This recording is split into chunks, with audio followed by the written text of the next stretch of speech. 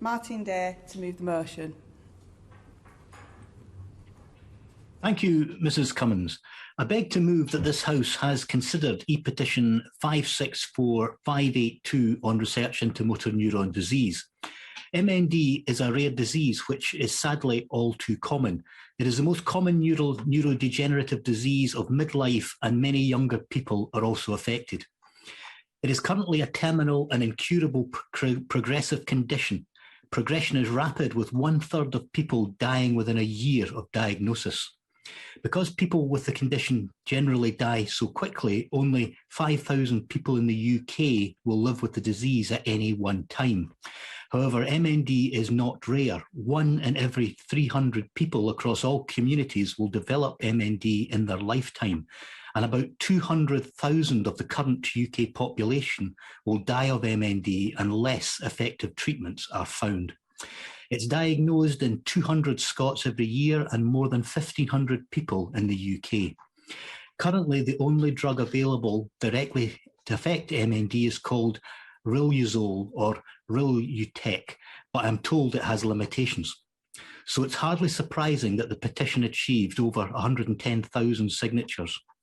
The petition calls on the government to significantly increase targeted research funding for motor neuron disease, and in particular seeks new investment of £50 million over 5 years to kickstart an MND research institute, which the petitioners argue would lead to better, faster and more definitive research outcomes and hope for those with MND.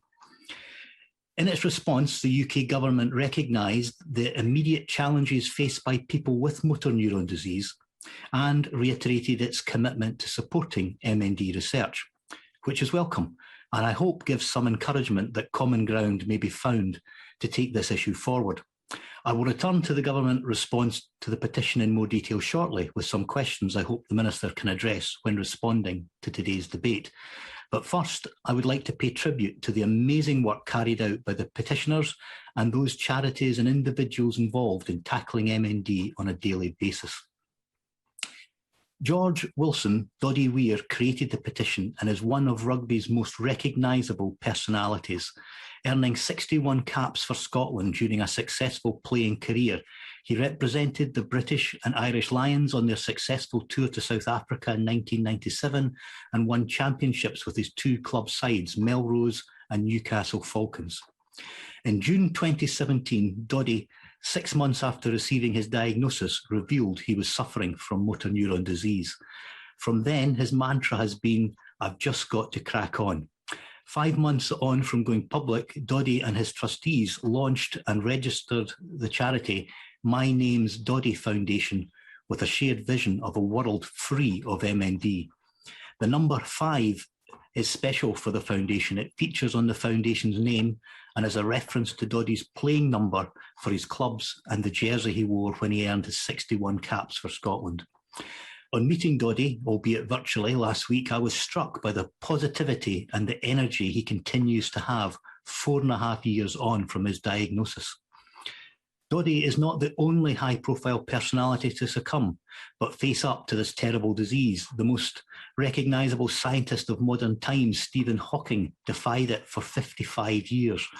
Rob Burrow, another rugby great, was diagnosed with motor neuron disease in December 2019, just 2 years after ending his playing career by captaining Leeds to a record-extending 8th Super League Grand Final. He described the disease as follows: "First, it comes for your voice, then it takes your legs, it tries to rob you of your breath, but it can't sap your spirit." Inspirational as these people are, however, does not portray the difficulties of living with MND. Everyone living with MND is inspirational and understands what is holding back progression in the development of effective treatment and a cure is lack of targeted funding.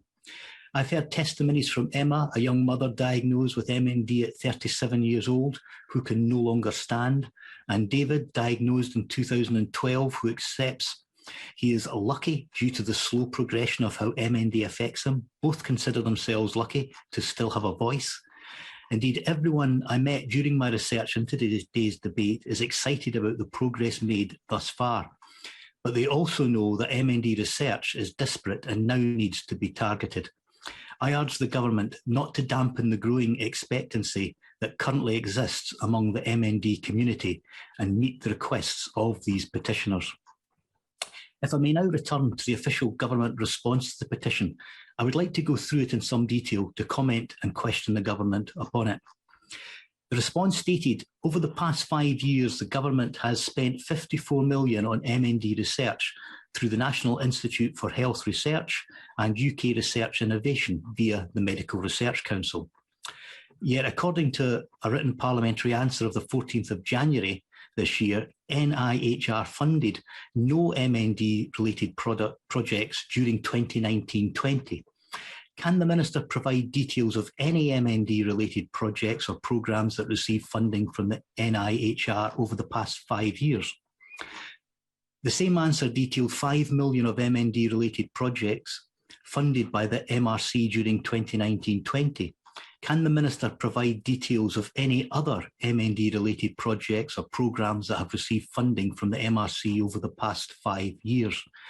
Indeed, analysis carried out by MNDA, MND Scotland and My Name's Doddie Foundation shows that the figure of $54 million government spending over the last 5 years that is repeatedly cited in written parliamentary answers includes general neurological research, often with no tangible link to MND.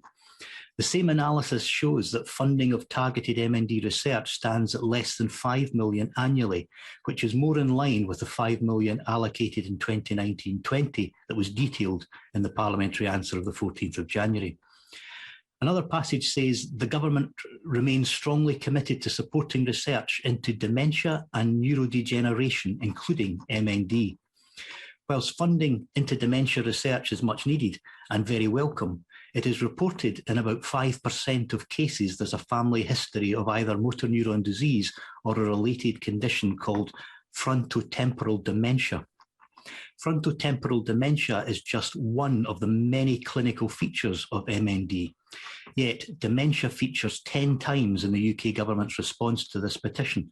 It is therefore understandable that the MND research community, who are all experts in their field, appear to be united in their assertion that MND should not be adjoined with dementia research. Therefore, I wholeheartedly agree with Amar Al-Chalbabi, Professor of Neurological and Complex Disease Genetics at King's College, when he says it is no longer appropriate for MND to be tagged on to dementia research initiatives. Another passage in the response said the UK Dementia Research Institute has significant investment in MND research with a particular focus on the mechanisms that cause the disease. Again, this is positive, but can the Minister give details of the significant investment in MND research that is mentioned? Additionally, this statement talks of research focusing on causes of the disease, not treatments. So this is an area that needs to be focused on. This also supports the calls from the MND research community to target funding into MND research because they understand the substantial progress that has been made in establishing much of the basic science around MND and have identified the need to progress to research into the treatment. Another passage in the government response said the 2019 Conservative Manifesto committed to doubling funding for dementia research, including MND research, and the government is putting plans in place now to deliver this commitment. I checked the manifesto. There is no mention of MND or neurodegeneration, only dementia. Can the Minister detail what the plans are specifically for MND and how much funding will be targeted towards MND research? In another passage, it says the government has been working to establish a rich ecosystem for neurodegeneration research in the UK. Significant elements are the UK Dementia Research Institute, Dementia's Platform UK, NIHR, Dementia Translational Research, Collaboration and Joint Dementia Research. Given that 4 dementia-related organisations are mentioned in a response to a petition calling for targeted research funding for MND, does the Minister accept that the lack of a pioneering MND research institute, which would attract targeted funding, remains a barrier to progress in finding effective treatments and a cure for MND? Another passage says it's not usual practice to ring-fence funding for particular topics or conditions. Yet it appears from the response that funding for dementia has been ring-fenced. Recent global efforts to find a vaccine for coronavirus and its involvement with numerous research institutes shows how quickly progress can be made when funding is ring-fenced for conditions. Also, it enabled the fast development of a vaccine. Those living with MND need fast development of an effective treatment and a cure because of the rapid progression of this disease. Considering recent scientific developments, the UK government's levelling up agenda and the current economic climate that puts charitable funding at risk, I believe the time is right to significantly increase targeted research funding for MND and invest 50 million over 5 years to kickstart a pioneering MND research institute. In conclusion, Mrs. Cumming, the research for new therapies requires a truly multidisciplinary pan-national approach spanning the entire translational pathway. Establishing a virtual MND translational research institute, which the petitioners call for, will, I believe, deliver this.